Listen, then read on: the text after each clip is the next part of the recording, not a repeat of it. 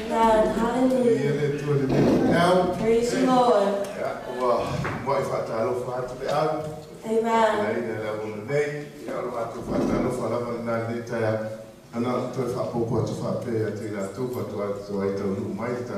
Amen. Hallelujah. Praise the Lord.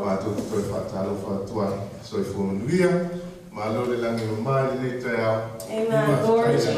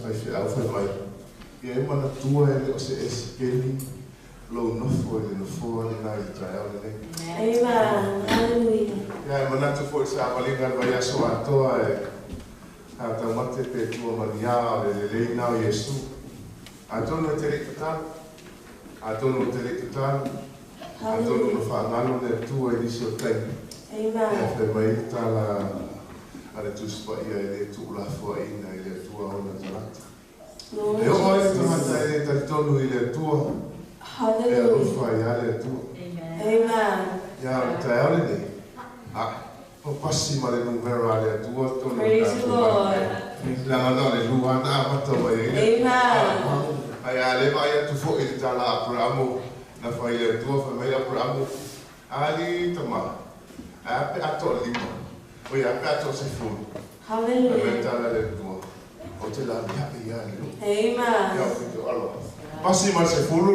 Praise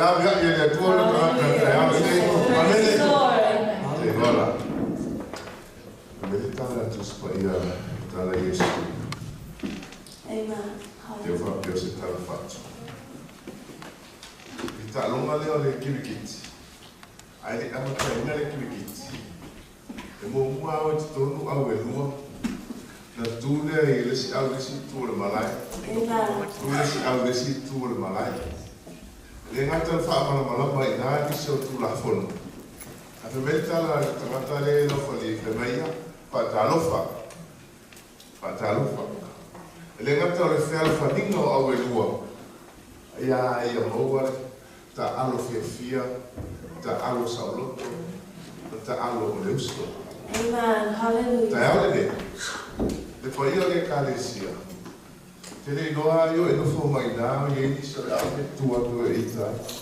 Lord.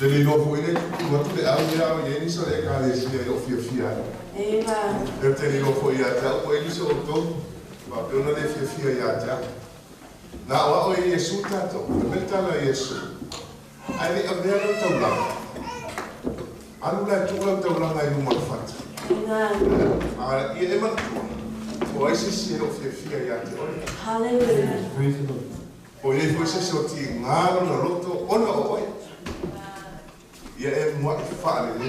Amen. Glory to Jesus. We need reconciliation. Hallelujah. Praise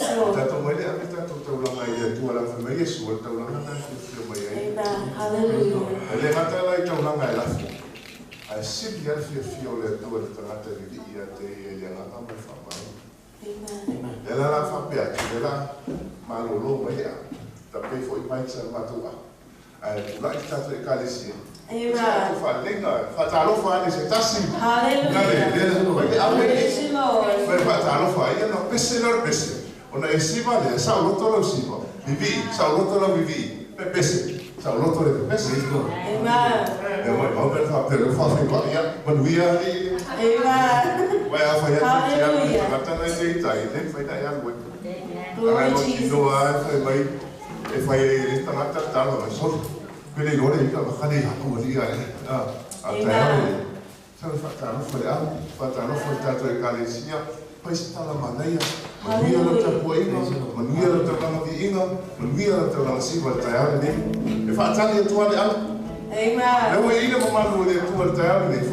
Hallelujah. Hallelujah.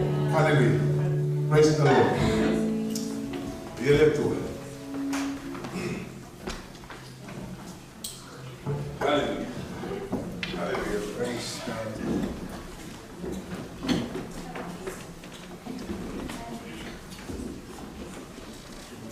We are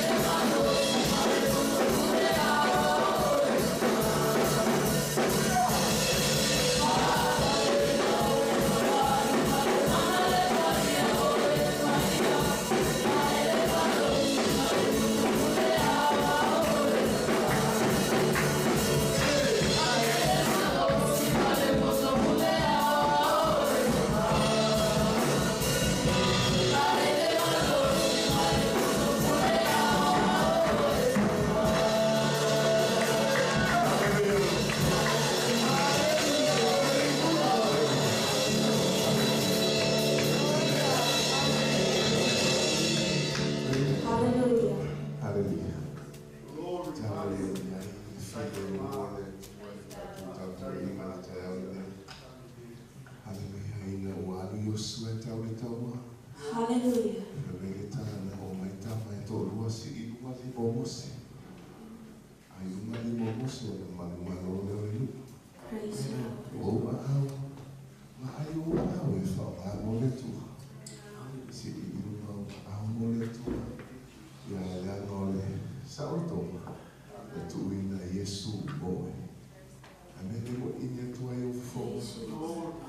Praise the Lord.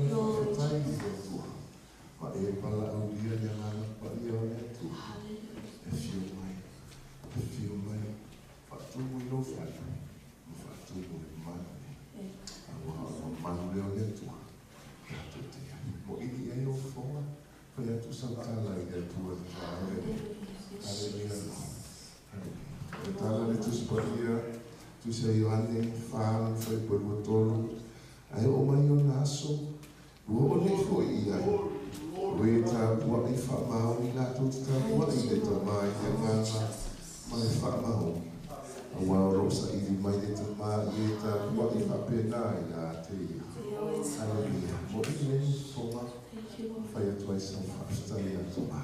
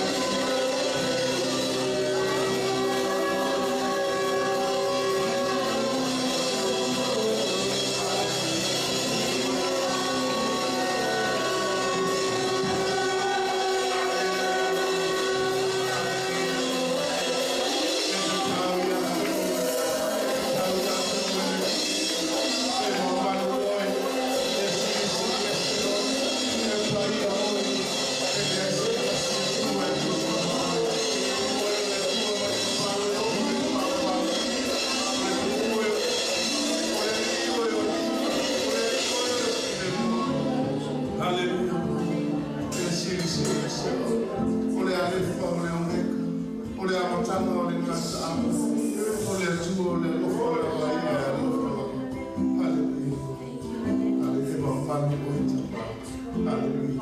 Oh, Jesus. Hallelujah.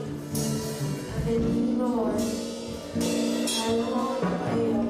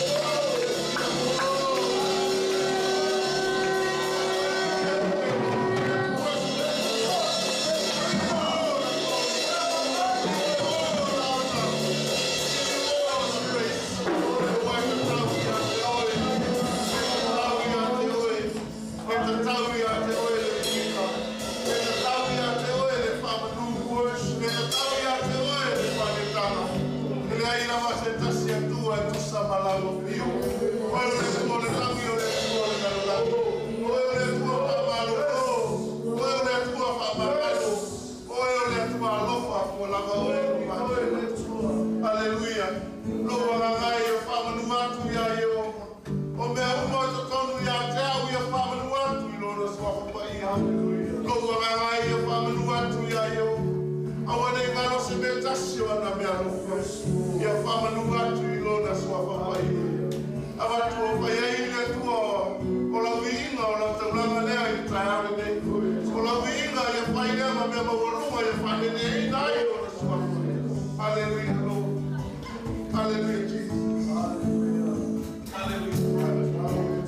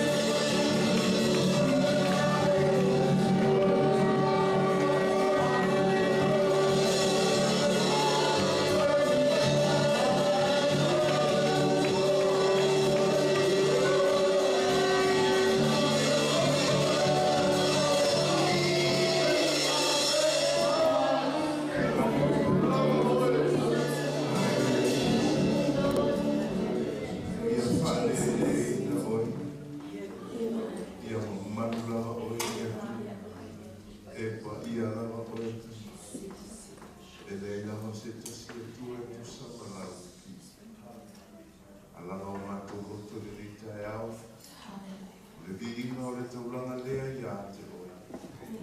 Yo mātou whaia, ma le nganga, ma le whamao. Au le loto ato ua ina ia mūma ma nongi ma mātia i tu kona ki whao. E taulanga mi ina la whanau i hea. Ka mā, peo na ungani o ta vita ia te oe. Awane i tu la fo ina o ia awane na ke se aro nganga mai. O le alama leo mātou loto le tai au ne te mafuta ina pia i mātou e lo nganga. Tai na pia mātou tapu e na e lo nganga. Au mātou tutua i oro. Mātou wharongo i nga le mamaro o lau wharongo. Peta lai lau kule sarano se lau no fitu whaimai. A whai ele atina e ina e oe le whanu. E ngaro koe. A whai ele leo ina e oe le ai. E matana. Sa mātou. Pio oe ati ake o mātou loto. Kule oe o mātou loto. Leo oe o mātou loto. Ina ia o whale lo ukule tai au le nei. Mātou whalomo mane te toka. Manuia, tā lai le tala le nei a Iesu Keriso. Whaola ina ni ana. Ka mā whaukula o kongu. O le ala mai ei no whina ngano le tai au le nei. Pāu le whalomo ala whanau le tai au. Le tala o mātou talinga. Le tala o mātou wa ai. I le o mātou la ngona. Ma mātou wa ai atu i ate oe. I le malai e te sila i ai. Whalomo e te fia whakafonga ia. Ma tala i o mātou nupi i aso kumalo mātou oe. Sa mātou whatasi mai oe le mitai au e whaoa i noa mātou kāpoi. Ia i watu i ate oe mea mua e osua.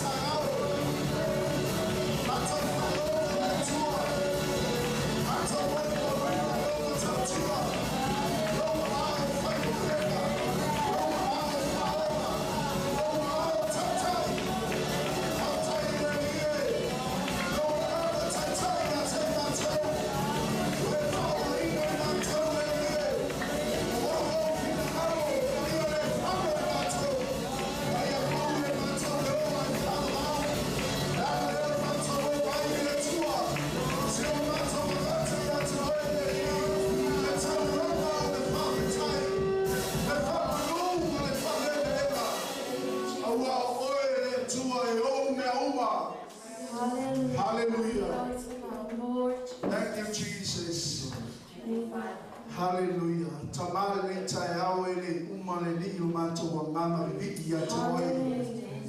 Ele uma umato wa mama fa tai le li. Wa umato besi umato fa longo ma to ale li ilo fetai mai. Analise no e tamama totele mawole manuia. Hallelujah. Totele mawole ola. Wa ufa manu ya le li. Umato sapa Italia itama. Umato manuia ai. Fafitai le tua ila faula tama. Fafitai le tua ila wami otonu. Fafitai o manuia. Lo file mu. Taitai na i matou le liye. Wa yo mai le tua matangi mafa. Yo mai fafitauli o le luluina. Yo mai le popo mai a te matou. Ia matou mana tua o uma na fola mai le liye. E maua I matou e pua ma. Hallelujah. E ia matou loto te tele. Sisi pe ilunga la matou wa mea tonu. Matou whapeifu. O lolo soifua o Iova. Be matou te ola, be matou te oti. Matou te ola mo le li. Matou te oti mo e tama. O le matou tau tinoma lea. O le matou moli mau lea. O le matou pese lea ia te oe le tua. Ea lo matou iai le lalolangi. Whaina tā. Male lalolangi le li e. Mau e matou uma I le tuina nau. Mai se le li o mana o le tino. Mai se le whani ia mane o le neo langa tama. Ar matou loto whaftai le le tai au. Te whamawha na whana. Amen. Hallelujah. Hallelujah. Te ta au I matou le li ilo lofa muti vale. Te whapale ai a te matou tama. E ia matou maua le tua le whaora tama wa e tapina ina mo I matou. Whamanuia e tamari na, le tinari na, le tama ma le teine tala mou le li e. Thank you, Ia Lord. matou o mailo fale, matou te ilolo I vii ma whaata I atu I ate oe. Ia matou ilolo na whaaloalo I ate oe. Thank you, Jesus. Whaftai tamari le tai au, matou taulanga le li e. Whaftai no au auna le li e, sa taitaina matou whainga taulanga le Yesu. Matou te talo le ie fateleina lau whaunga. Mai se lau whamalolonga le ie le tino. Sili le amama le ie. Awale tua le warauina. Whamanuia I matou e aina e kalesia. Mai se le potu putonga nei le ie. Ainga lo mai moa mai lunga o penga te whairangi. Ainga le whatua tua tama. Matou la mona fatasi. Lo mai a te matou. Tu mau atu ia te oile tua le inga, le whamanu, ma le whane tama. Hallelujah. Awe sipate li ia le tua o le oile su. Amen. Amen. Amen.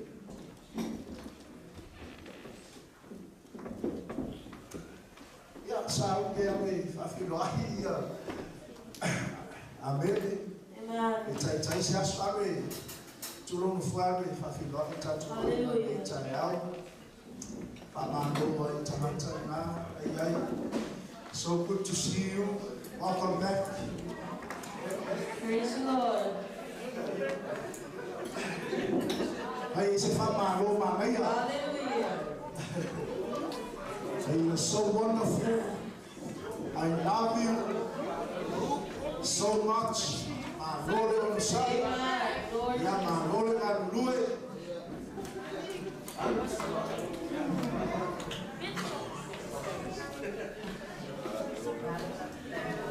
Out of the home, yeah, I'm with Fatalofa. Go and say hello, say hi, go and hug somebody. Praise the Lord. Fusi ateia, kamuia yai. Glory, hallelujah, hallelujah. Amen. They say stay tate rumo awai. They say stay tate fusi ai. They say stay tate tate ai. Now the man with the tour, a mayor of the glory at Tato.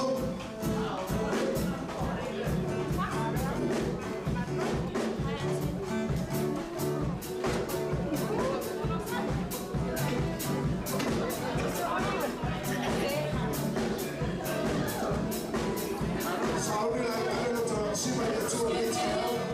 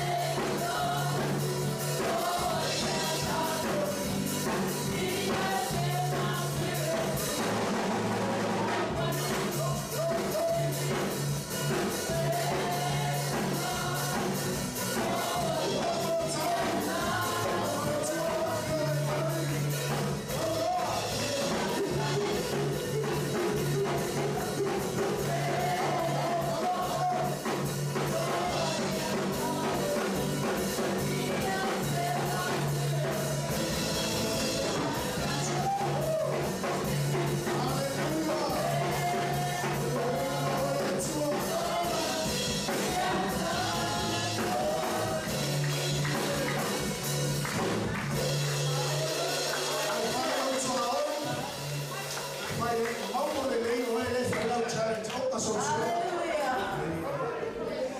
Tatu wa mala wa lala fatai. Ya, fatai atu mo tatu wa fukisi.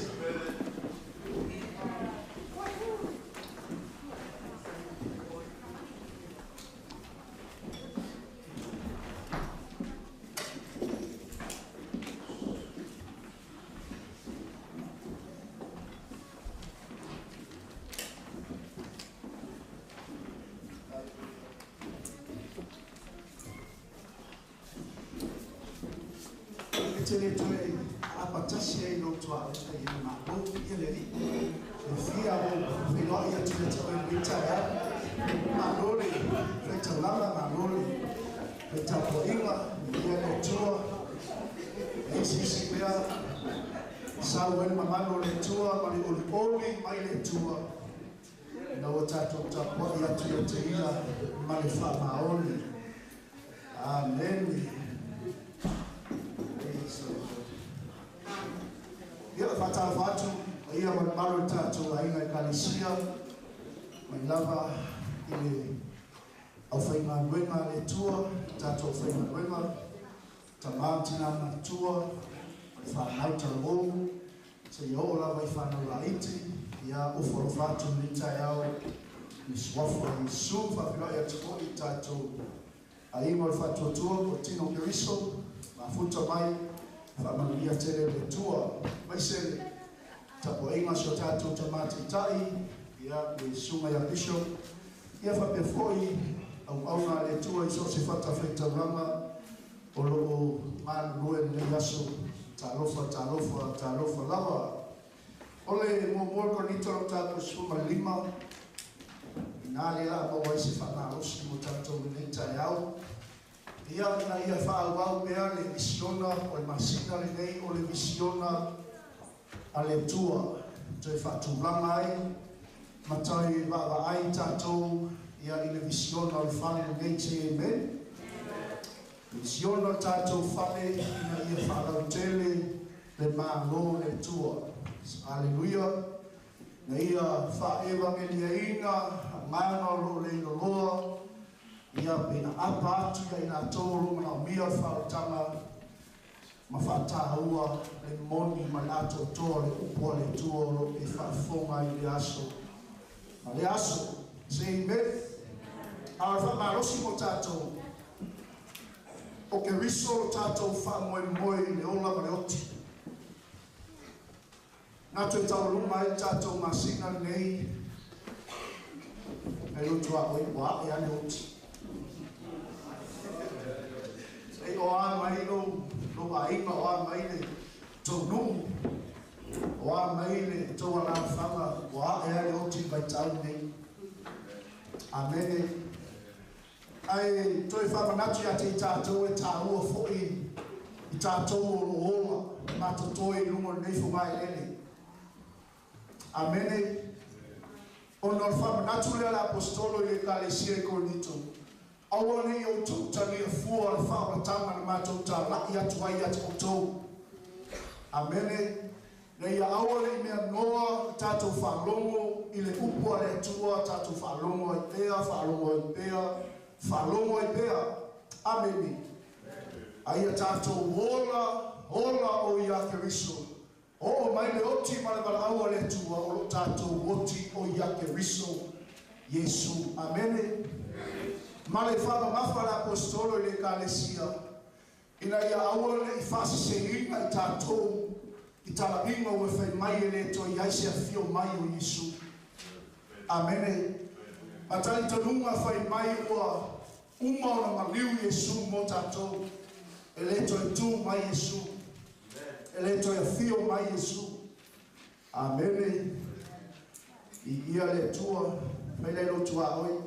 Ola mo le. Hallelujah. Oti saungi, oti fai saungi, e o mai le oti. Ai o mai le oti, o lo mau pe le lao sai li. E fai ai ma ai lo tata no la mai ata nei. Amene ai a fai e te la mona le upo le tua. E tangi mai se oli o tato o mama. Amene. E te ata nei e whanau no e whawhanau mai whawau. Pe a tātou le la ngona le upua le tua. So tā pena le leila ngai o me leoti. Tala o, awane e manatu I lo marosi. Awane e manatu I lo poto maloa tamai. Awane e manatu I manuia o e maua. Amene. Awane e manatu I mea matarasi ma mea whawhiawhia o le rangi nei. O na ngalo I lei a te oi. E o me leoti. Amen. Na ngai ale sala mo la maho aso ai ta vale le ila. Amen. E fa tu atu ata mama tina e fe u taringa e le falong. E le ustai. Segene. Ai ai aso e le tu bo ma le tai ni o ma e le vala au le tua e o le fai fea. Amen. Ai ale ta pena le fai fea. E tangi mai se o li le mama le fai fea. Amen. Ele ia, praise the Lord. Mana ia hui whanatu mo tātou. Ola moneli, oti moneli. Amen. Say amen. O le tātou whamarosina nā le aso nei, o ke riso o tātou whamoe le ola, vai ngai mo le ola. I le ola ma le oti. Say amen. O le whaamae leo le tala le lei na tala ina ato le apostolo I Korinito. Ina ia I loa le lei tangata mo lato mauti noa. O le whaamae le tala le lei na maliu ke riso. Ana le maliu ke riso I le se whaola tanga mo I tātou. Ana le maliu ke riso I le se whaamangaloina o tātou wa masanga. Ana le maliu ke riso I le se tongi o la ina e o mai mo tātou. Amen. Ana le maliu ke riso. Ele toi maua so tātou so tanga male tua. Amen. Aleluia. Le anga pa le unua I tangata. O le tangata whaale ele. Aina saungia ele tua a tamu na muli mai. O Yesu le whaola. O ia o le tangata whaale langi. Aleluia. Say amen. O te manaola tai au ni. La tātou whai tau mo whai ue sumatasi. Lama o le upo le tua le la unga to le fai fai au le upo se fai au. Say amen. Aleluia. Le tātou fai tau fai lafu ai. Fai tau wha mana ia fai uta oi. Fai tau wha mana ia tātou si nei tai au. O mua bonito le tau mo suma lima. Fai ai so mai pea le sau tu sipaia. Aua te toi sau le sau tu sipaia. O la le sa tu spaia so tamata na ye tu spaia ele ma mai o me ale atua amen if wale tu ila na fana amen ele tu na foina tato ele tu glory hallelujah so awa le ma me ale tu spaia ai aulo tu ila awa le ma so mai So mai, ta ua sa lotu ma mai tu spaia. Say amen. Hallelujah. Ave spati mole le tai au. La whangata mai lai whai upo sumatasi tātou mai ma mumua. Le au soi. O te whaio atu ia te o tou le tala le lei na o fola ina atu ia te o tou. Na o tou talia. O lo tu mau ia I fo I o tou.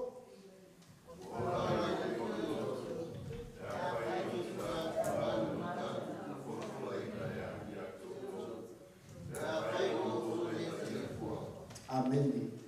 Awana o tina atu ya te utou mea mua o mea fo ia na o maua fo ia na maliu ke riso masui o ata atoa misala pei o na tusia.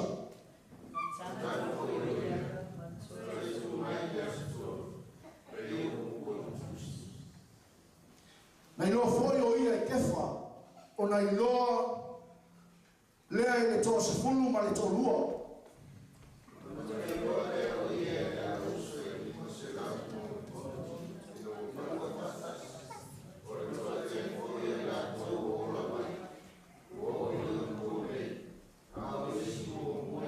Amen. Ona toi loa o ia I Iakopo. Ona loa lea ele au apostoloma.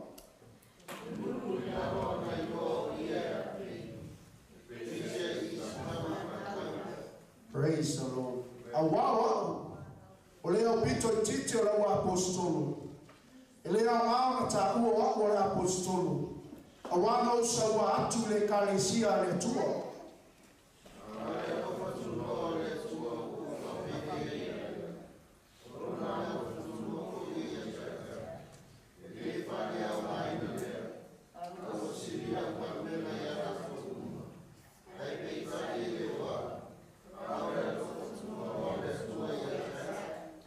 Mana suma tasi ya le po au po ila to fa pe o ma to tala ina tu sa fa pe fo yo no to tan ton amen.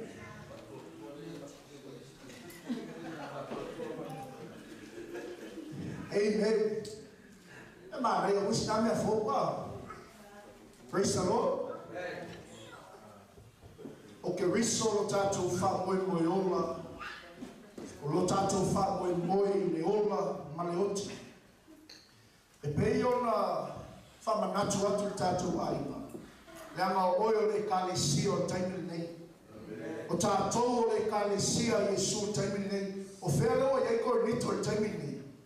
Amene a whaino la to woti oile ni. Lai tapu ai mai. Lai pati lima mai. Mo oi. Moa, mai tato uma. Alfa natura le ala apostoli. Ina ia toi fai lo mai fai mai ma tamo le upo apostolo. O te fai lo atu ia te o tou le tala le leina o fola ina atu. Kei fa pupu, la le wino le tala tamando. Le tala le lei o lona maniu. Le tala le lei o lona toi tu mai. O le sini ma le wha moe leo le tala ima le apostolo ni le tau le suma lima. Ina ia aole ave sea na fau o le au ke wisiano. Ma ta ngata whatua tua na maliu Yesu. Amene. Na ngai le toi tu ma Yesu. Ma mua aku le tala. Le pere ko. Say amen. Aole whau inga ina leo le sabali o le whama mafa le mo tatu. O le toi whai loa ato le apostolo le kalesia. Le tala le nei moni. Le a le tala le nei moni. O le maliu o Yesu. O anga le maliu o Yesu. Ai longa tatu whigo. Amen. Ana le ele maliu o Yesu. Ai longa e maua statu wama noa le ola e whakoma. Alleluia. Le la whai mai. O te whai loa atu ia tau tau le tala le lei na o wholafone na atu ia tau tau. Na o tau talia foi. E whapena uma le ata o sambalima le tatou te iai na e whalongo tatou talia le tala le lei. Mele e whau mama o le. O whaukuna momua. O loo tu mau iai foi o tau. Ua ola i foi o tau whai upo e lua.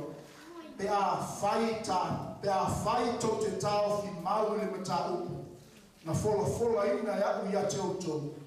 Te a whai o oto le talia fua. Amene. Dono winga o le tala le lei e tau tatou talia maniloto atoa. Amene. Tau no tatou talia ma tatou tau fi mau iai. Amene. Tau tatou talia awale tatou toi solomuni mai iai. Praise the Lord. Awale toi masarusaru. Awane toi pelo ngia e tātou I mea whatou sina leo langa le nei.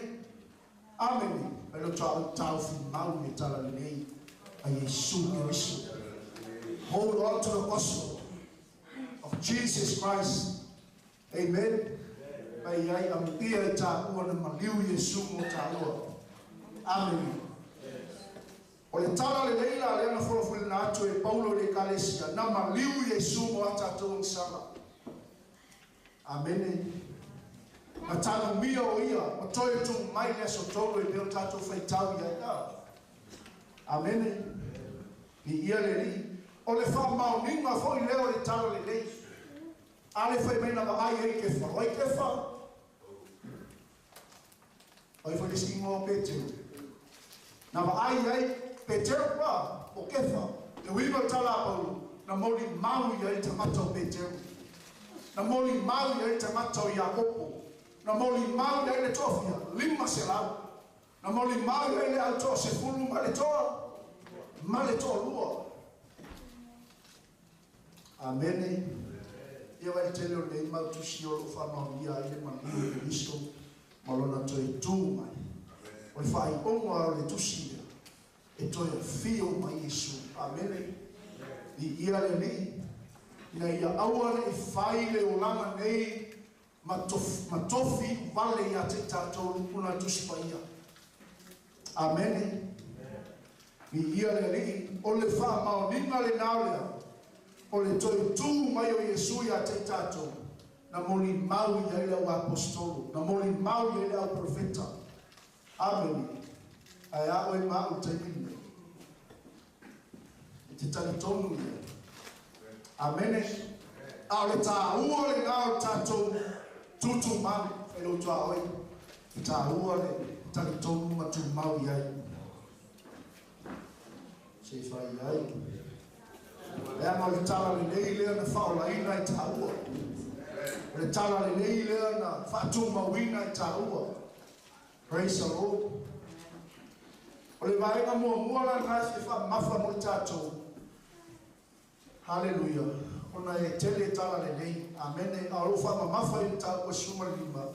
E tala le nei o lona malima. Amen. I ia le li. Wa seki. E mai Paulo, a wā o le apostolo au pito titi. Ma mua mosi. Amen. Ma mua Petero. Hallelujah. I ia le alma mai ai o lupo le apostolo na iei maa. A o le alofa tu no le tua. Ua ofa pe nei ai a. Amen. Ai ma ai lo tua oilo uso ma lo tua fafine. Oka se mata mo fie o le fisuia ina e le atua le ulanga o le tamata. Amen. Le ana e mata ngā uma me tātou hui mai ai. Na tātou sama bali mai ai. Amen. Le ulanga whanuma lumaina. Hallelujah. Le ulanga whatoina loina. Le ulanga matimba. Aya. Leo tātou tamau ahima ya keriso. Amen. Leo tātou maua le whaaratanga, ona o le tala le lei. Maila i o tala le apostolu. I ia le lei. O lona alofa tuno foi oia tau. E le whaalea o ngā ina lea whai kwasipuru leo te iai. Aua siri la ngā ruenga ia la tau numa.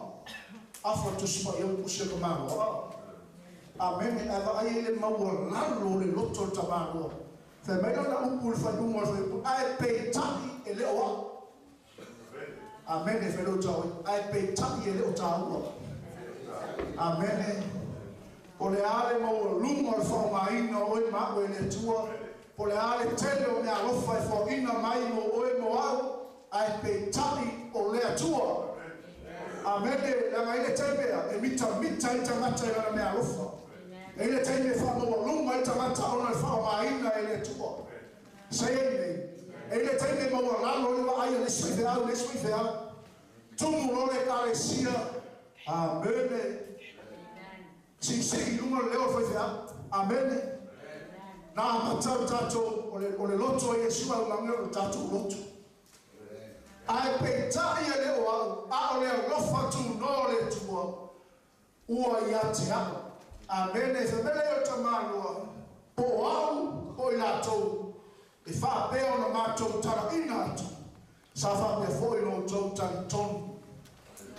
E whai mai ia isi whātua tua. E ui ala e le tele o mena whai e le apostolo Paulo e whai mai. E leo wa. E leo lato. Aoi. A o le atua. Mai al tatou liso whiau sa tatou whakamolongo i masina o leisea. Whasusu. O leisea toto. A o le atua na te whaatupu. Na te whaatupu ina. Amen. Ia se sila la whai suma numa suma le iwa. E fia ni tae. Paata le suma le iwa. A whai foi wa tala ina ke riso.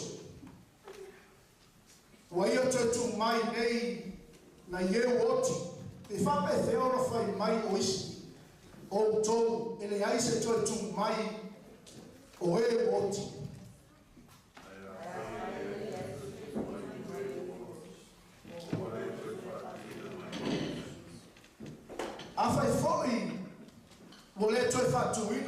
Keriso.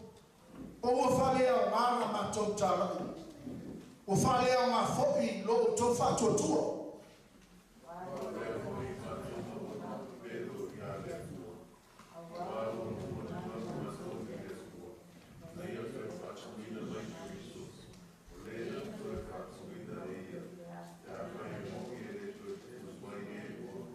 Amen. Awa afaya le toi tu mai e woti. O le toi fatu wina mai Keriso.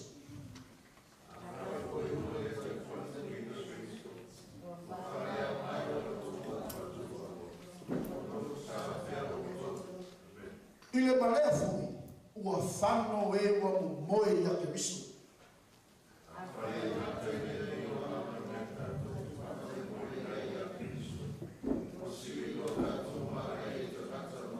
Mana ia la e toi whaitau leo tele mai shumariva ia. A whaia ngata i le eo langa mea tātou te whano e moe ia ia Keriso. Ua sili lo tātou maa laia i tangata umarama. Ole umare.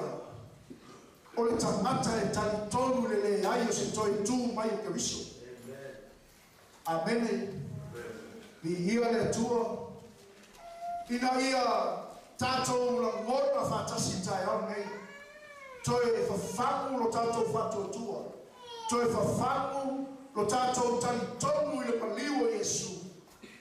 Nanga ia te nge o me masam salo ai. Amen. E ia le te me whaleo ngā inga e lo whatua tua ono le mewa ai e yo mata. Ono le me whalomo i o tātou taringa. Amen. Ono ti ngā mawhawhita uri e o mai. Amen. Tau au ina le tau whiofi mai a resi Kerisiano. Amen. Bi ia le li ngā waku, ngā kua le trailer waku whakau. Ke au kari kongo ele koe whio mai Yesu. Say amen. I said, mai le tala aulo i whai unga suma lo suma le iwa. O le unga le tamata e tali tonu i le le haio se toi tu mai. Amen. E mate whatua tua. Bi ia le li. Bi ia le tua. E ola pe le amasama. Bi ia le li. Mai silio na ola i si apio le ama. Praise the Lord. Ole toi whamanatu le mo tātou. Ianga leo tātou ia yaso amuri. Leo tātou ia yaso muli muli. Leo tātou ia yaso e ngatai. Leo tātou ia yaso whaina tā. Amen. Hallelujah. I ia le li. Oi whabo e moe. O tātou umaro, o tātou talitonu i le ola, ma le oti o loo ia Keriso Yesu, e toi tutu mai tātou watasi mo Keriso. Amen. Ai a whai tātou te talitonu e le toi tu mai Keriso. E whape nauna whalea o ngā ina le tala i ngā ina mua muatu. Say amen. Hallelujah. Tala nā tamako. A fai foi mo le toi fatuina mai Keriso po o whalea o ngā lama tau tala. O whalea o ngā foi lo tau fatua tua. Kai lo tua oi tu mau fatua tua. Tu mau no tatou talitonu e toi e fio mai Yesu.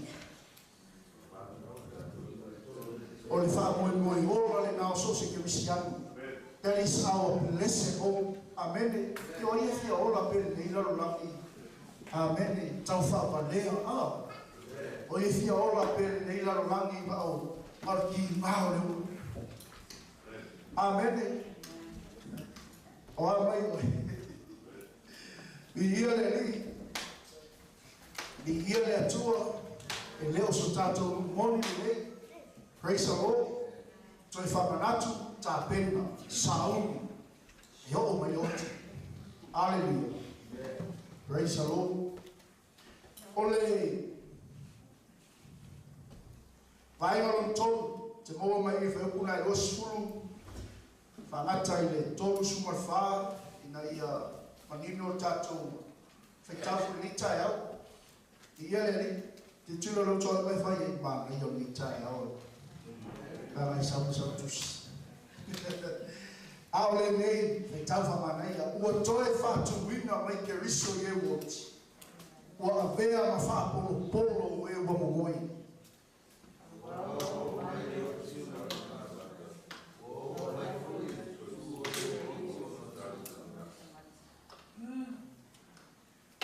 A wafa pei o na oti uma ia atamu. E whape fo'i o na whaorai na uma ia ke riso.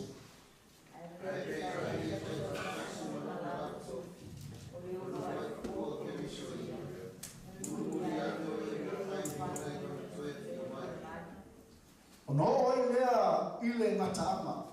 E tui nā tuai e ia le mānu lo ile atua o le tamale pe a uma o na whaomatia e ia o a le sili uma ma whai kule uma ma e marosi.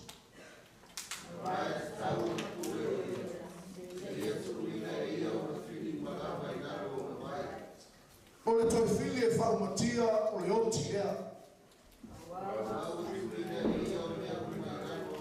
Amen.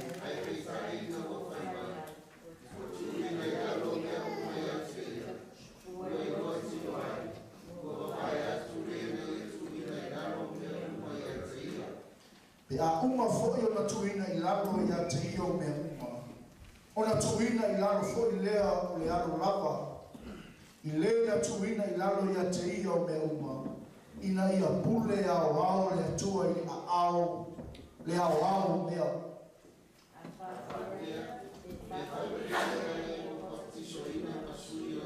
Amen.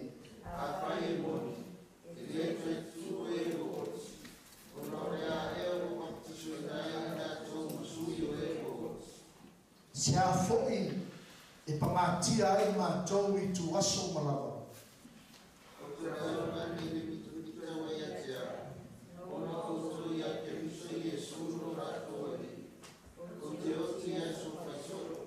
Se a ea se a mai a te au o no mo tau ma manwhi ai me feso. Pei o le tū o tangata, pe a whai e le toi tū e uoti. Nā tātou ai mai o wā wata e ao tātou te oti ai.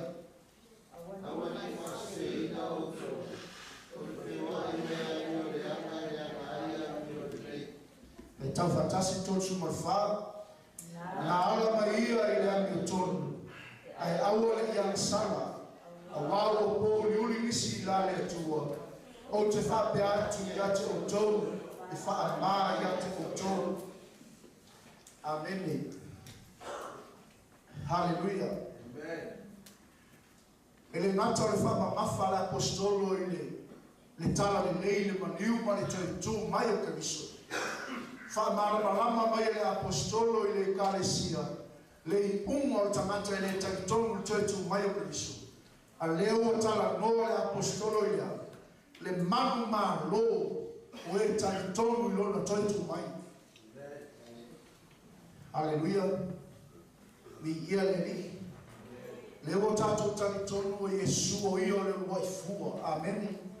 Wa whai ai tātou ma. Matama whai. Amen. Leo o wha mausa ni ina mai ia tu spaia ia te tātou.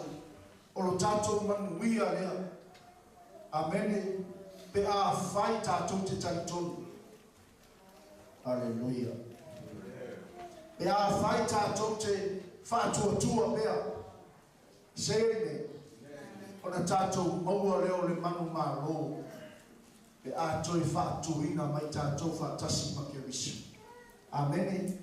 Mana ia I o isi upo le apostolona ia ina. E mana o mia o tātou oti aso whaiso. Ai. Amen. Mai le tala tamaro, o te au mani le mita wa ia te a.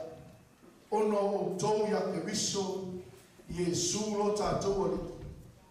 O te oti aso whai. O te oti aso whai so. Amen. Te ofe meta mā loa. A le isisi mea te mita I tau o sa tau o ke riso. Amen. Mea le whai mai e fōi la tusi ai le kalesia Roma. o le mea leo te le maa le tala le leia Keriso. Amen. E aisea, le amo le nao si tala le leia. Le mea, o le mea leo te le maa le tala le leia Keriso. A wā le mana leo le tua i la tua o e whaatua, o e tali. Amen. So the gospel has a power. Amen. Pai ngai o au. Ngai lo mo tomo lo. Say amen. Hallelujah. O le mele tau tato. Oti i aso fai. Amen. I ia le tua. Ma toi fatu langa mai e ta maloi i ia. Hallelujah. Le tele o mea matau tio ma mea na ia fai le tala inga. Le misiona. I ia le tu. Femenga. Tau ma manufi ai. Amen. If I be my money, tell what I talk to you. Yeah. If I don't talk, well, I don't talk. Well, I'm be able to have some in late times. Amen. Hallelujah. Amen. Saya siawaya jauh. Ono tahu manfi ai efeso. Peyo le tuo takata ya faye le toi. Tuwe oti na tato ai mai wawata yao tato te oti ai fale mama inu fale mama amen a o mai oti a lewa e mauti noa o lewa preserve o e loa manoi o lai fale mama amen fai lo tua a wani i te so o la fua amen. Pei tau tua nā le tala le nei, fai e, tau tua nā nā wai tala le nei, se fai ngofia, kaha se ngā whai, ai e matua oi, amene, le wha pe tau sami a lau supo, e le asu se supo e tua oi, amene, mana o le tala le nei, pinia le tua, e le maa i tamata e moli mau, amene, le ama le tala le nei, o le mana leo le tua i la tokuma o e o wha atua, tua, ai fai mai la fai uma fai uma le roma o mo fe posuma le onu. E mua e utaia. A toa mane e leni. A bene a soa tu si le yone fitu. A matale ta unga fai mai uma fe mani waki leo Yesu i kalilaya uma. A wai le fina ngalo o ia fe mani waki i utaia. Amen. Hallelujah. Praise the Lord. Mana le tala le lei. Hallelujah. Di ia le li. O ia le yone na fitu. Kei le rafa tawina mo wei. Fe mai le tala le apostolo yone. Amata te fai koe tonu. O le mea lea ua fai mai ai. O na uso ia te ia. Ia e tu ua le nei mea ma e aluane i utaia. Ina ia wa aia tu fo iau o soo iau ngaluenga e te whaia. Whai lo tua e mana o mia tā o i utaia. Hei ngau manguia ta ia kanileia. Hei ngau manguia lo a inga. A apa atu i utaia. Te e te whiwhi e tala noi lo tua o Amen. E ai, o manguia kanileia, ta o utaia. Ame whautanga. Le ala whai mai le apostolo Ioani. O whai mai ia o na uso ia te ia. Ia e tu ua le leimea, ma e aluane i utaia. Ina ia wa ai atu fo i o soko i au ngaruenga mai te whaia. Amen. I ia le manole a rofo. Amen. Manole a le nei. Amen. E loa i tamata le mana o le tala le nei o loo i ate oi. Amen. E loa i tamata le matau tio le whaoratanga le wa e ola ai. Le wa e soifua ai. E mawhai e oa. Wha ma fola tulo lima lista mata. Amen. I ke le koe ai ua e la ofa. Amen. Amen. I ia le Pe mele I fo fa waile ai se tasi fai fa lilo se mea. Pe a mana o ia I le fia fa lio o ia. A fai wa e faia ia mea. Ia e fa ali oe I le laurapi. Amen. A wao no sofo. La tau te le tau ya te ia. Amen. Ai vore teimi o e lo me pa mai eso skemi ai e ke muga pe muga lo me pa. Amen. Se lo mai umi le to ma fitanga fa to a mo e e velo le tau tonu o lo me pa ia te oi pe te tau tonu lo tua o. Ave ia lo fa to tua ma ai. Amen. Ale tala la lea tamano. Ala apostolo Ioani. Awala tote le tau tonu ia te oi. O tangata o Yesu I iele ai mana o ia tatua o utaya le fai mai a wale manga lava leo le tua e ola ai la tau umo e fatua tua ia te ia ai mua lafi you taya a tua ma e heleni I iele ai o tua oi pasi le tala le soa le tala le hallelujah. Ile maluega mo mo fai po suma fa fai mai o fina o pe ila to nei malava male loto matasi. Ile tatalo male ai oi a to ma fa fini. Ma Maria le tinao Yesu a to fo I maona uso. Amen. Finau I bele nei. Hallelujah. Finau e pasi metala le nei. Praise the Lord. Ia le tuo. Amen.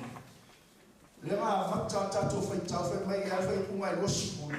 A o leni, o toe fatu ina mai ke riso I e woti, o a vea ma fa polo o e ua moi. Nato umo e ua moi o ia ke riso. E lo tua oi e ke ua moi na ke o ia ke riso. Amen. Vai que o cara moi I a coi misi a o Jesus le orama. Sei pai ai pa mai a na tato tala no. Pai ai. Amen. Tai tonu no fatu tuo no ile toi tu mai ke biso. Amen. Tala le suri pe mai e toi titi ona le va ai mai leo le rangi a tau. Ai va ai mai pia o tau ia tau. O te ola, o le mea lea e ola ai o tau. Say amen. Matua tangata leo Ioani o io le teu. Teu wala. O oilo le Ioani e teimi nei. Amen. O oilo le Elia le teimi nei. O oilo le Jacopo le teimi nei. O oilo le Paulo le teimi nei. I ele tua. Na o tangata e talitonu mwhatotua e loa tu pea lona matai. Ma Yesu e toi titi o na le toi vaai mai leo le lorangi a te au. Ai vaai mai pea o tau i a te au. Amene. O te ola o le mea lea I ola ai o tau. Hallelujah. Praise the Lord. Roma i ono fai po lima fai mai a waa a fai o whaatasia I tātou I le whaatusa I lona manini. E whapea fo I tātou I lona toi tu mai. Amen. I ia le li. A fai e whapea wai whakau tangata wapea. E kai komu ma liwa le tari tonu toi tu mai. Amen. Hallelujah. I ia le li. Se sila vai koe losu mar whāta to tu swen mai. O na o ai le ngā taanga. E tui na atu ai e ia le māngo I le tua. Oia. O le tamalea, e a uma o na whao matia e ia o le sili uma. Ma whai pule uma. Ma e malo rosi. Amene. O leo o tato manu malo. Amene. Aisea, ono wa maniu ke riso mo tato. I ia le li. Ale toi fili le whaumatia e keriso. E a ho o mwele ngata ama. Olea. Ole. O-T-E. O-T-A. Mai le Roma mo mofo e peloso matasi. Awa foi na iloi la tole tua. A ua le vivi mawhawhitai. Ai lo tua mai maha a tapa i Yesu. E le aia se pi ango e oso ai me. Seki ai me. Amen. I ia le ali maha loa ale vivi le maha loa le fai tau rama. I ia le tutusa i uma so uma ao. Ele ta u ai lo tatou ta pena i vinga le tua. Na le fai mai. Awa foi na loa i la tau le tua. Awa foi na loa i la tau le tua a ua le vi ma faafe. Ma faafta yatu ya te ia tusa i le tua.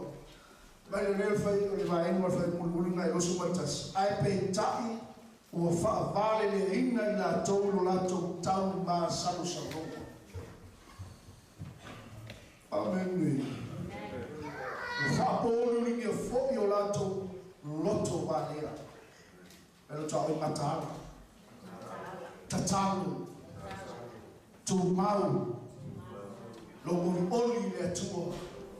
Ma vava ai atu le toi tu le ora e whaavau. Lua pati amene. Amene ia a whauma au. E fie.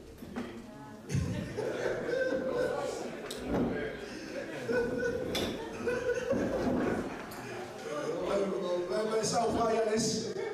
Uma nana uma.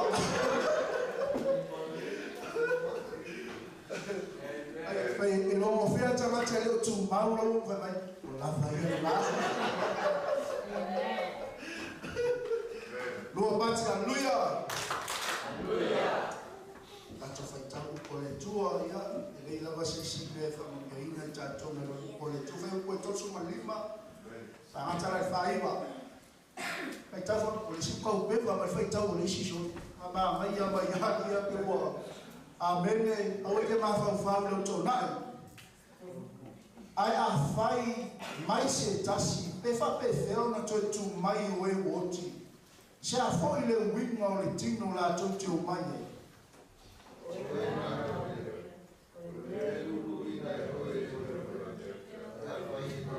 Amen.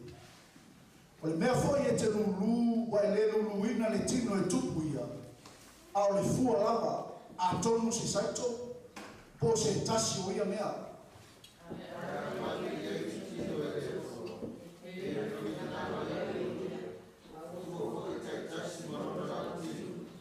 Ua le tino e tasi tino umalava, ai ese le tino tamata, ese le tino umane, ese le tino uipa, ese le tino umanu felelei.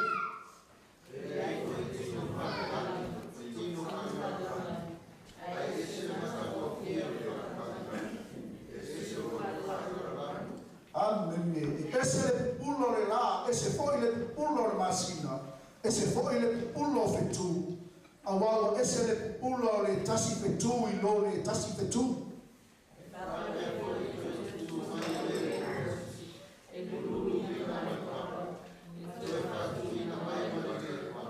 Amen. E lulu ina male matanga.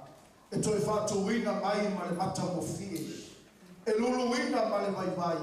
E toi fatu ina mai male malosi.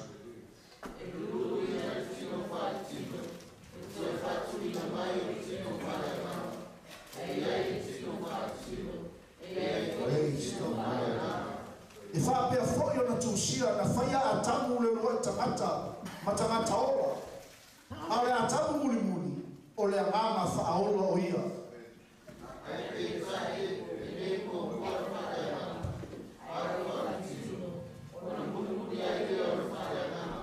Amen. E fa le roa tamata na fua mai le al tamata muli o le lilea mai le lami.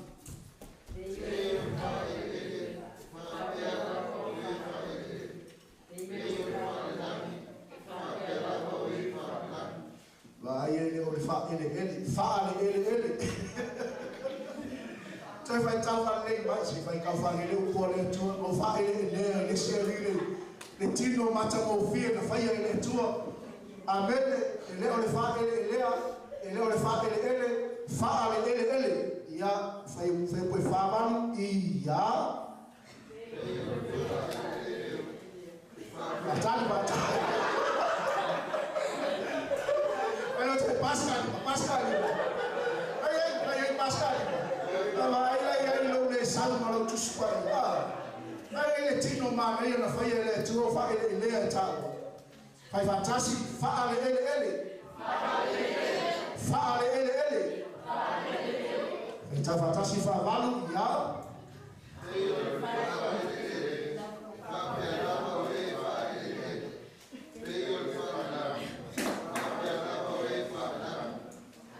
Faço riva ya.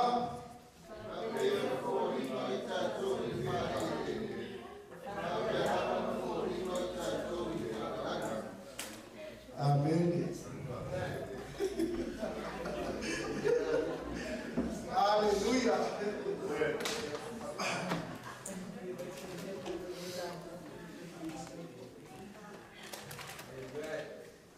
Praise the Lord. Esse irmão aí o tua. Amém. Da tato foi tal, malemalo malama, foi tal maninho, foi tal eu esse meu fama mafua ele, só que olhei eu esse tal. Eu aí como é que foi no ferro aí? Amém. Aleluia. Até loi vai ela essa tato foi tal. Ole fola né apostolo, o teu fama nato fola né que bicho muito tato. O le tino fale lang o ta pena ele tua mo oima amen o ta tino o vale ia to fo ele o ta pena ele tua le tino fale lang o ta to mana tua tengi na to tuma ya Yesu ofo ele so mana to sku mato na to tuma Yesu lo na tino fale lang no tino na tino fale ele ai na toi tu mai na tino fale lang e fa pena uma tatou e fa pena o ma e toi foi tatou ele ai tatou te toi tu mai o tatou tino fale lang o mele te vai lo to mai o mai fa ba ka fa tatou te o ti ko ele e te vai lo ti nai o mai fa ba ka fa tatou te o ti ko ele e te vai lo uso che siano le ore fa ba ka fa tatou te o ti ko ele na lewa polo misi mai le tu le tino fale langi mo umona ia tape na ina moita to pe mai fa pe fo ile to tu mai o e oti e lulu wina male pala e to fa tu wina mai male de pala amen ya ese mata mo fio fa manu yanga tape na ile tu e lulu wina male matanga e toi fatu wina mai ma le mata mo fi amen o Yesu o fata ngwanga me uma ai fa le anganga lo ma fo falta ya ne malio ke viso na sasa na fa tini mai na fa popo mai na fa mata mai ina ia fa ya ina tato ina ia toi mo tato tino fa le amen e fale la ina la tato tino la nga yo me fale la ina le kalesia amen e fe mai lulu wina mal pala e te fatu wina malele e lulu wina mal matama e te fatu wina mal matamo fi amen ni ia le o le sia o le tala amen e ke va o tala e vai o tala amen. The tua. Praise the Lord. Elulu wina male vai. Etoi fatu wina mai male malus. Elulu wina etino faletino. Etoi fatu wina mai oletino faalea nana. E yai letino faletino e yai fo letino faalea nana. Amen. Mai le maua matai amu ia foi o tau pe a upule maina o tau ona ole tawa lele Am ia o tau pe a upule ngā ina o tau ma whapopo ngā ina o tau ona o Yesu. Amen. Ele fefe tangata whatu tua ni uti. Amen. Ele fefe ai popo ngā. Ele fefe e tu ilumotu. Ele fefe e moli mau le tala le le. Amen. Langa le matinoa. La iailo na tino whare langi tā. Amen. O le wholawholanga la nā mutatoi. E iai le tino whare langi wa tā pena e le tua mutatoi. Say amen. Ni ia le tua. Au mai e maleata por whate tainga. Na ma liu le atamu mua. E na tā pena e le tua le atamu lona lua. O le li i whahola ia. Say amen. Ni ia le li. Na whaia atamu le lua tangata matangata ola. Au le atamu muli muli. O le amanga whahola ia. Amen. E pe tai ele mua whare amanga. Au whare tino. O na muli muli e leo whare amanga. Amen. Sao le tala tuspa ia. Ele mua le amanga mua mea whare. Ai ke lor me wha mua. Mea whare tino. Oi whāwau, oi mea whaletino, oi whāwau, oi mea whaletino, amen. Au le ai se whālea, whālea ngā mai kaua pā nengi ni mea mai mua. Say amen. E whāle ele lua tangata. Wai hai. Na fua mai ele, au le tangata muli muli. O le aliki lea mai le langi. Pei o le whāle ele. E whapea lava o e whaale ele. Pei o le whaale langi, e whapea lava o e whaale langi. I ia le tua. E fia langi i taia. E whaino toa e whae. Praise God. Ia taua. Pala e tino nei. Ao loo whaatani mai le tino whaale langi mo taua. Amen. E whae ai. I'll see you in heaven. Ia ova ai e te oe i le langi. O te fia ba ai te oi le ora i whama mau. Amen. O te fia ba ai te oi le maa ho. Ea le ata pena Yesu e ame lona ta maa. Hallelujah. Ni ia le li. Ia man mai ma mundu. Ni mai ele koe te whi kuna toi. Seki. Aya. Hallelujah. Whai lo ta oi. Kau ma musi mea whare ele le taia. Amen. Hallelujah. O tātou o tangata le langi. Amen. E tau mā rosi mai ror whaiwa tangata lima sumarlalu. Whapei o na whōlima o tātou I le whare ele. E whapea lava o na whōlima o tātou I le whare langi. E au soe. O la au fumere. E mo whai o na mea ma o e tua ma tofi o tātou.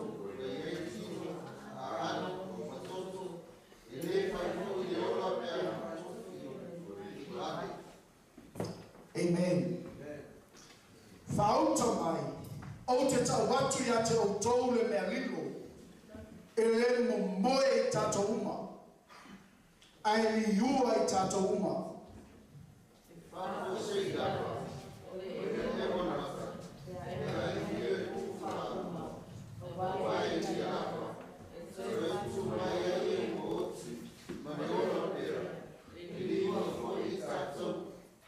A wai te tau na ofu o le tino I wale le tino ola pea. Ia ofu fo I le tino oti le tino le oti lava. Ia ofu o le tino I wale le tino ola pea. A ofu o le tino oti le tino le oti lava. Ona santu mai le ola kuosusia. O whao tia le oti le manu malo. Amen. Le otie o fea o iailo tui.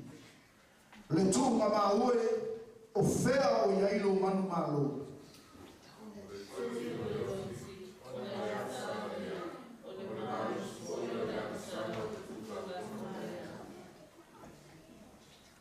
Ai whawhatai le tua o lena te whoina mai le manu malo ia te tātou.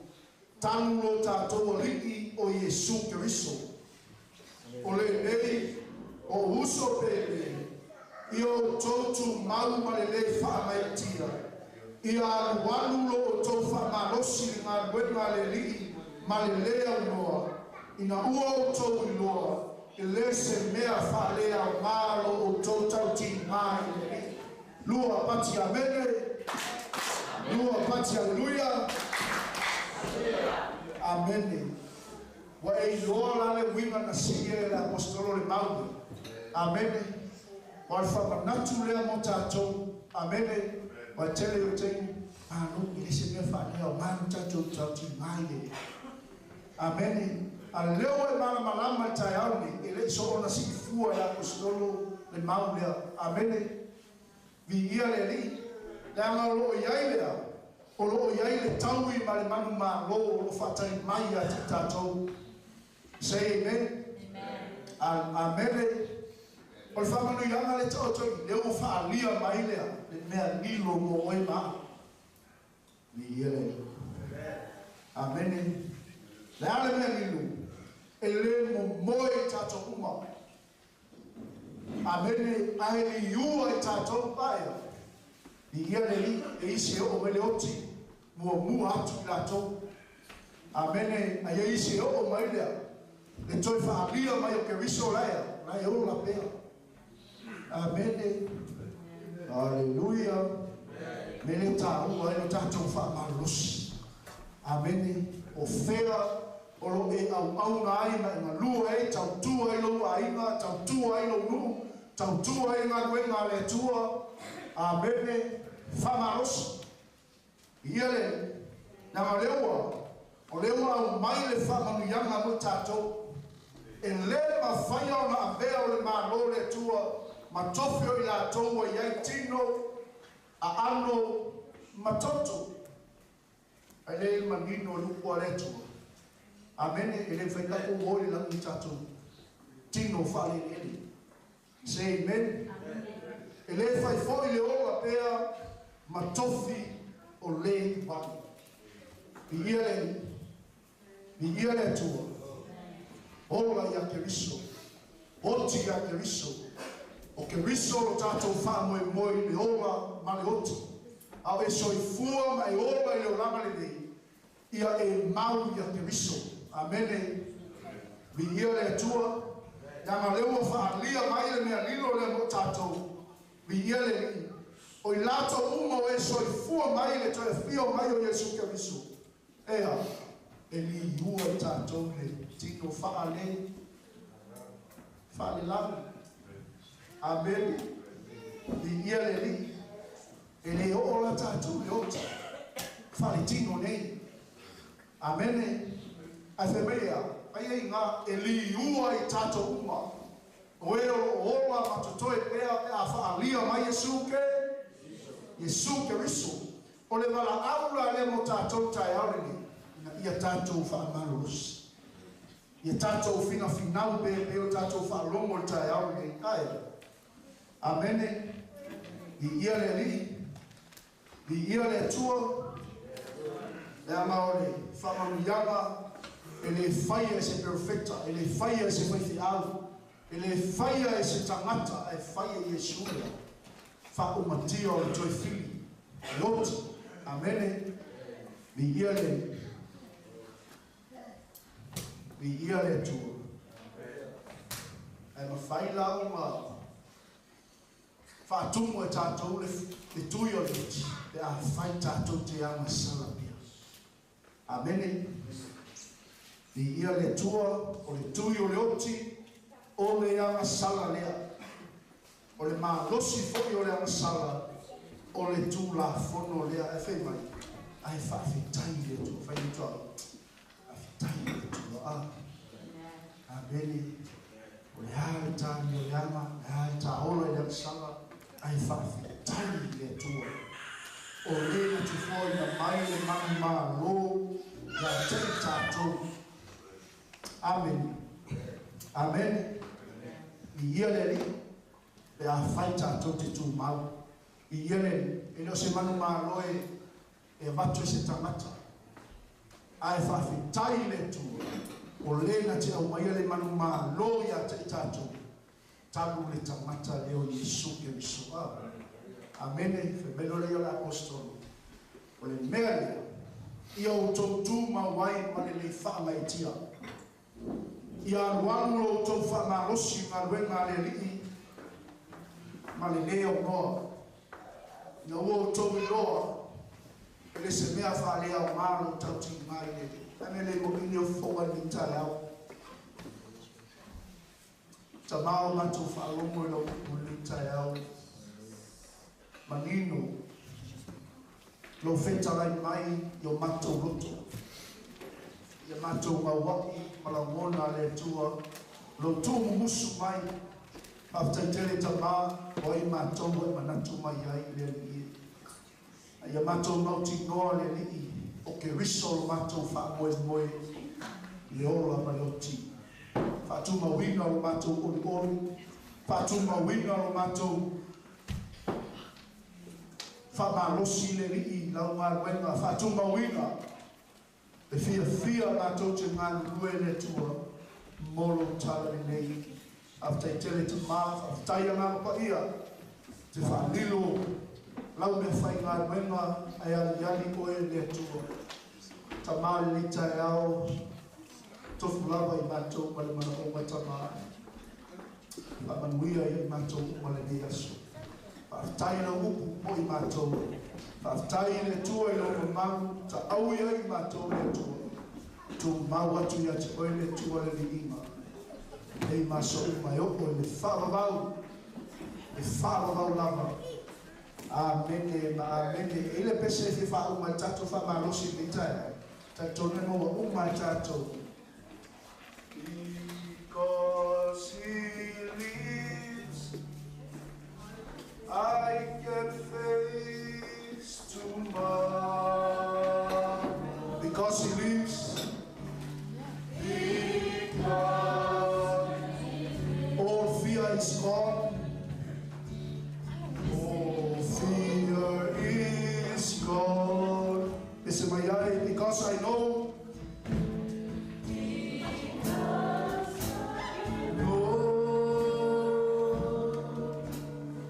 He holds the future. Amen. Because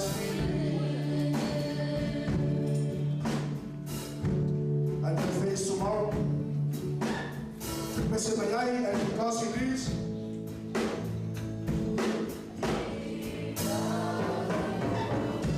Hallelujah. It's a man tato waima. I can face tomorrow because he lives. All fear is gone. Hallelujah.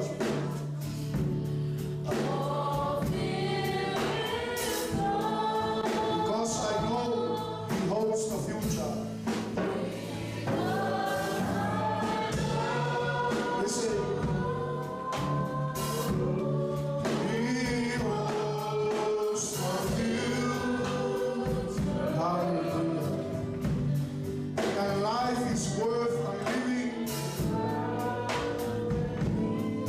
Just because he lives.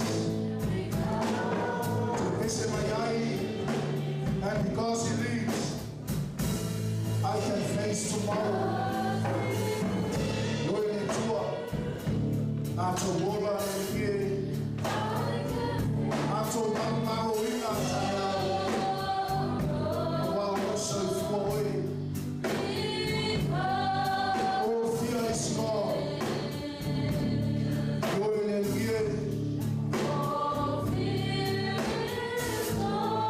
Because I know He holds the future.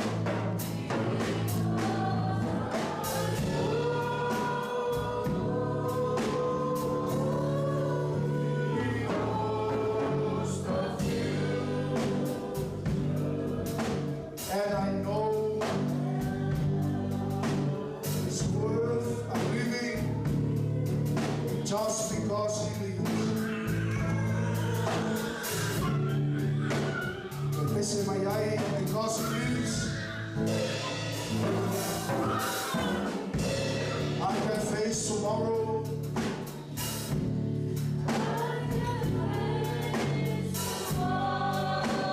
And because he lives, all fear is gone.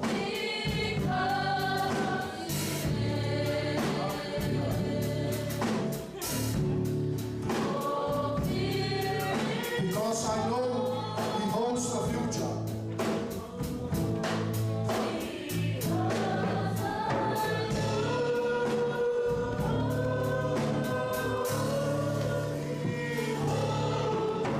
That life is worth a living just.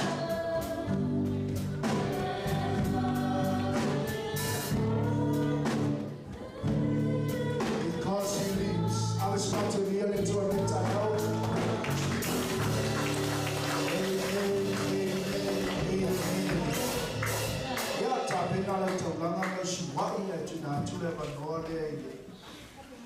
Fatua ya ole tato whamanatu ko i ta yau ia awala o suwa ngala taulanga ya tato maru ko le yaso. Amen. Amele mai so what's continuing.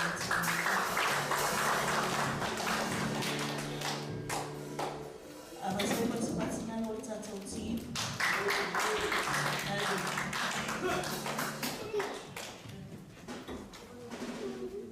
Masan ya tato.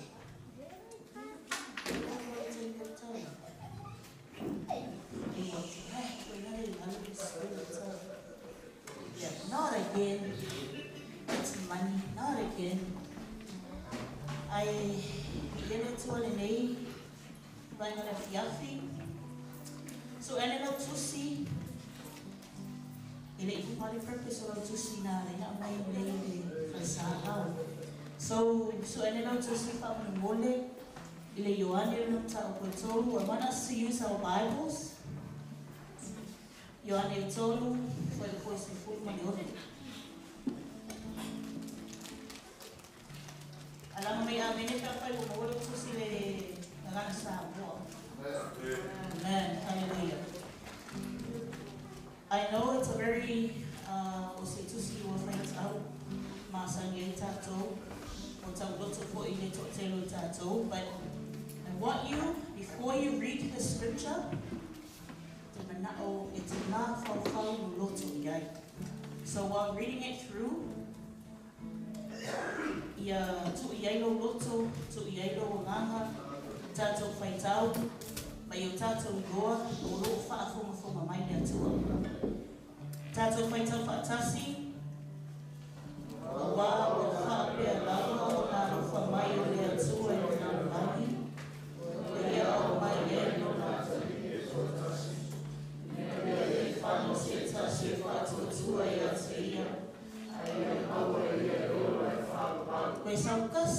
Make it a little bit louder.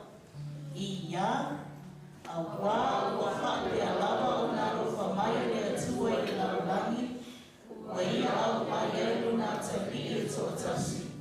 Ina ila le fano, seta, shefa, tuwa, ya teia. Amen. Hallelujah.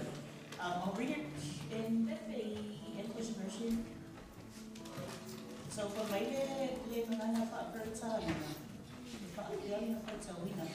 for God so loved the world that he gave his one and only Son, that whoever believes in him shall not perish but have eternal life. I'll read it once again. For God so loved the world that he gave his one and only Son, that whoever believes in him shall not perish but have eternal life. Turn to your neighbor, like oil face. Amen. I want to share to you, I want to share to you the best. So best, I mean, if I saw because I don't know see. For the best or the sea. But in the mangana for a period time, all the sea came. Kele yo vocab se whaonga in Britannia, so my, the meaning that I came across and that I've handpicked, it says most excellent, high quality, and number one. So most excellent, high quality, number one. Finally, number one. Pray to Robertus. Oh my God, so this scripture, it talks about the things that God prepared for you and for myself. So I want to encourage you, while we're going through this year, while we're journeying through 2026, I know if I saw Talaya, Tamateta, Ita Beta Ita Ali Amtaya, Tata Priest worship here. I want to sound fight my son. But I want to challenge you today. So it's not about money, it's not about how big that you can give, but I want to challenge you.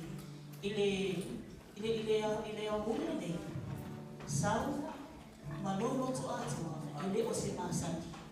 For my sound, it says here in this scripture, for my God gave his best. He didn't give from his abundance. So I had a little bit of research about abundance. Or if you abundance, but what abundance? My telling, Umbea telling.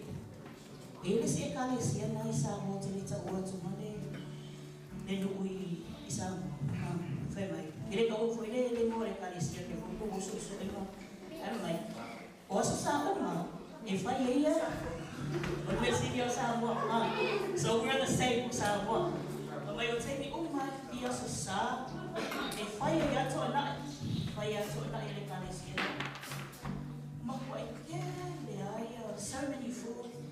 A lot was more than enough. Amatarole to Samima, Amato Sami, but Femaigal and Motofi. What's American is here? FMA, you know, but to let you know, Tinari Calis, but I already know to toy, or find it to Sami. So abundance and what was left, and they gave it to the pastor.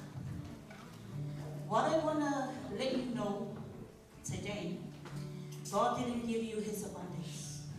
It wasn't a leftover, so abundance, it says in the Bible, it says in the dictionary from surplus, excess.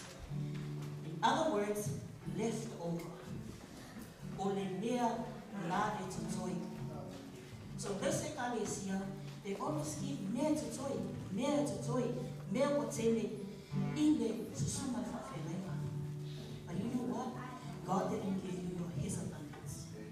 He gave you the best of the best.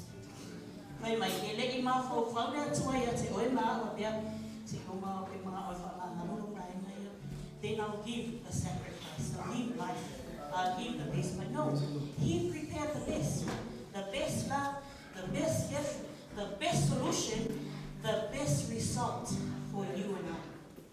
So before you come, think deeply, think again. Is this the best? On a Sunday, or first quite out, for if we see him as Sunday, on a Sunday, I see my father. Lebota pena ya tua, the best of any family today, or to pay, some was Lima Selau, Lima Suseni.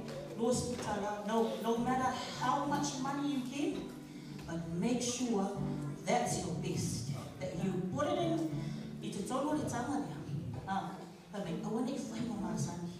Yet not one like the way I'm going to get everything here of mine. Every family will go to somebody else. No, you are giving it to God. So it's not about the person, it's not about anyone else. It's your best that you're giving it to God. I find out my that's what the best yet. Challenge yourself. That's not done yet. Well, best what you are. Or is it just the abundance of what I got? You know something? Is or spiritual mentor. Mawalole, Masanya Tato, Mawalo Tato, Bolo Pay, Fikino Pay. We still have no fucking barrier. Another time I say that only 50 days, repayments of loan. I think always, in Fikia, so we always think we use first, Kalamani minutes of that way, Talamay Abia, but what we say like this before you go ahead and use your money. God gave you that job, God blessed you with that money, so challenge yourself. I know it's a challenge for all of us, even for myself as well for this year. Is this my best that I'm going to give it to God? So while making your way up here, to the team, sound our best. When I find it out to our let's go best. Hallelujah. I'm here over to Mayor.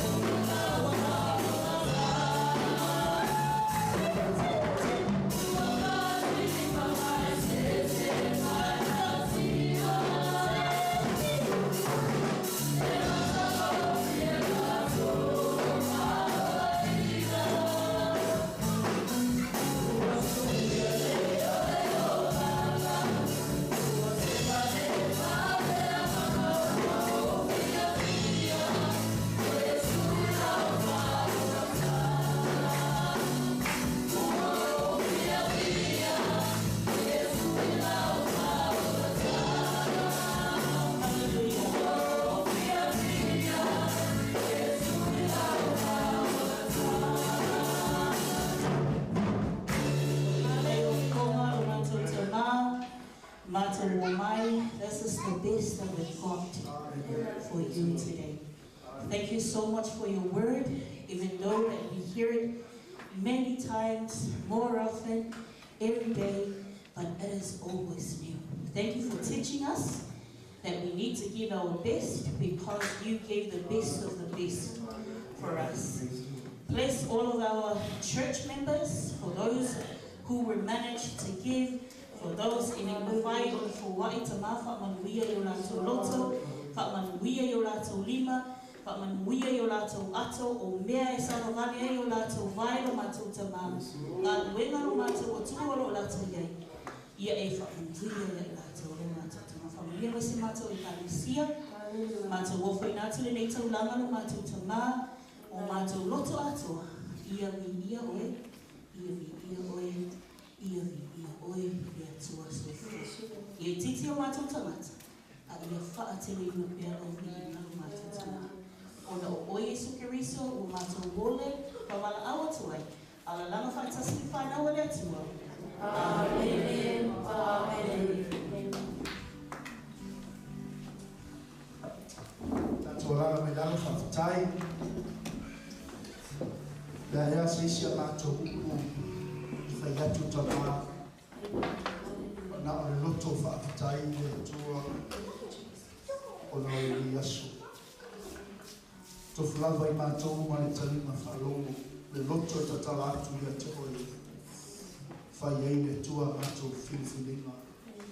Whamanuia le tua I lau kālesia. Awani e tua oina I la tau tamā. Tuli auloina I la tau e lau lava while mō. O manuia e ulu whafo. Male ulu whale lau whana. Whamanuia fo tamā. O mātou mawhtanga muli nei. Malau mauna I a mose.